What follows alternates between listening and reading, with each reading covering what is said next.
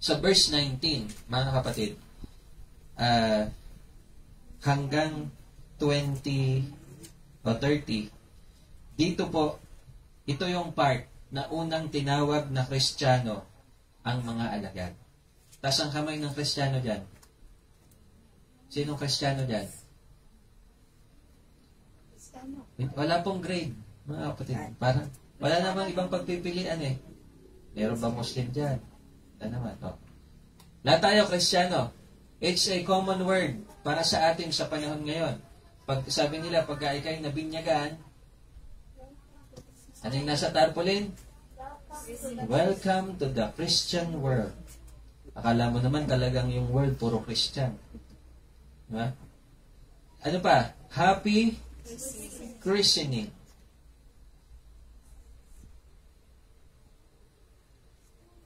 Pero sa Biblia, the first time na nabanggit ito ay dito sa Acts 11. I'm not sure, depende sa translation, pero mababasa nyo lang ang word na Kristiyano sa Bible 3 to 4 times. Depende sa translation. 3 to 4 times lang nabanggit ang salitang Christian sa Bible. The original Christians. Maraming relihiyon ang nagtatalo-talo, mga kapatid. Kami ang nauna. Hindi, kami ang nauna. Kayo yung mga ano lang, mga tawag doon, yung kabuti na sumulpot. Kami ang nauna. Kami ang original. Narinig na ba kayo nagtatalo-talong ganyan? Ilang taon na relihiyon nyo? Kami, 100 years na. Ay, kami, ilang daang taon na kami? 500 years na kami. Mga kapatid, the original Christians ay hindi pinangalan ng Roman Catholic, Iglesia ni Cristo, born again, saksi ni Jehovah, ano pa? Mormons, ano pa? Sabadista.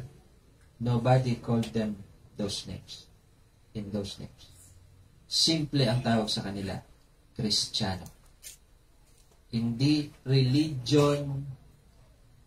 hindi religiously affiliated.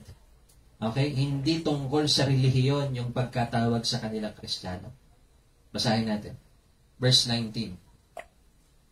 May mga mananampalatayang nagkahiwa-hiwalay dahil sa pag-uusig na nagsimula noong patayin si Esteban. Paano pinatay si Esteban? Pinagbabato. Sinong nag-approve doon? Si Saulo. Okay? Salamat naman. Meron kayong natututunan. Na nakarating sa Phoenicia, sa Cyprus at sa Antioquia. Subalit, ipinapangaral nila ang salita, ngunit sa mga Hudyo lamang. Subalit, may kasama silang ilang mga taga-Cyprus at mga taga-Cyrene na pagdating sa Antioquia ay ipinangaral din sa mga Griego ang magandang balita tungkol sa Panginoong Hesus. Nasa kanila ang kapangyarihan ng Panginoon at maraming naniwala at sumunod sa Panginoong Hesus. Nang mabalitaan ito ng iglesia sa Jerusalem, isinugo nila sa Antioquia si Bernabe. Nang dumating siya roon at makita ang pagpapala ng Diyos sa kanila, siya'y nagalak at pinagpayuhan silang lahat na manatiling tapat sa Panginoon ng buong puso. Mabuting tao si Bernabe, puspos ng Espiritu Santo at ng pananampalataya sa Diyos. At marami pang tao ang sumampalataya sa Panginoon. Nagpunta si Bernabe sa Tarso upang hanapin si Saulo. Okay, bakit sa Tarso? Review. Nung si Saulo, i-concise ko lang mga kapatid, nakakilala na siya sa Panginoon, di ba? Nagbagong buhay siya. Bakit? Nagpakita sa kanya Panginoong Hesus sa vision. Nabulag siya. Pinapuntahan siya sa propeta. Anong pangalan ng propeta?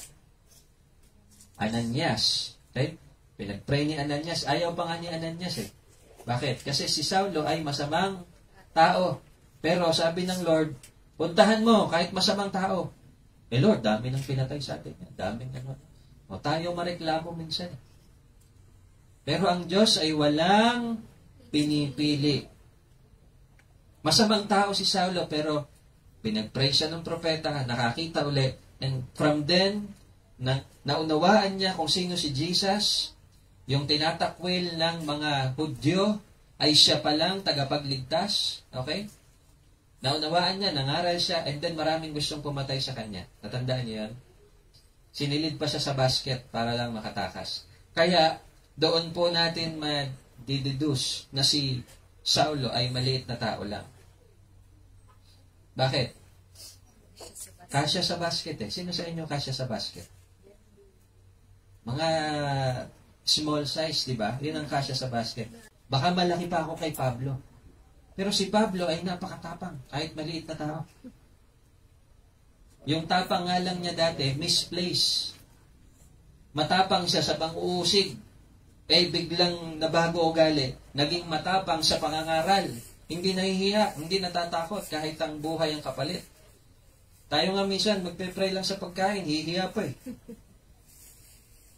Dadala lang ng Bible sa school, nahihiya pa. Nung isinilit sa basket si Saulo, to make the long story short, dahil maraming gustong pumatay sa kanya, bumalik na siya sa Tarso. Nihatid siya sa Tarso. Kaya dito, sa verse 25, anong sabi dito? Nagpunta si Bernabe saan? Para hanapin si Saulo. Okay, magkikita sila doon. At nang kanyang matagpuan, ay isinama niya ito sa Antioquia. 1 taon silang nanatili roon, nakasama ng iglesia, at nagtuturo sa maraming tao. Doon sa Antioquia, unang tinawag na Kristiyano ang mga tagasunod ni Jesus. Okay, saan po unang tinawag na Kristiyano ang mga tagasunod ni Jesus? Antioquia. Dahil po ba ito sa kanilang relihiyon? Hindi. Pinawag silang Kristiyano dahil nakita sa kanila yung pagsunod kay Kristo. Kaya hindi pwedeng magtalo-talo ang mga relihiyon na sila ang unang Kristiyano. Dahil ang salitang Kristiyano ay never religion-related. It is a way of living. Kung paano mo sinusunod si Christ, doon ka matatawag na Kristiyano. Amen.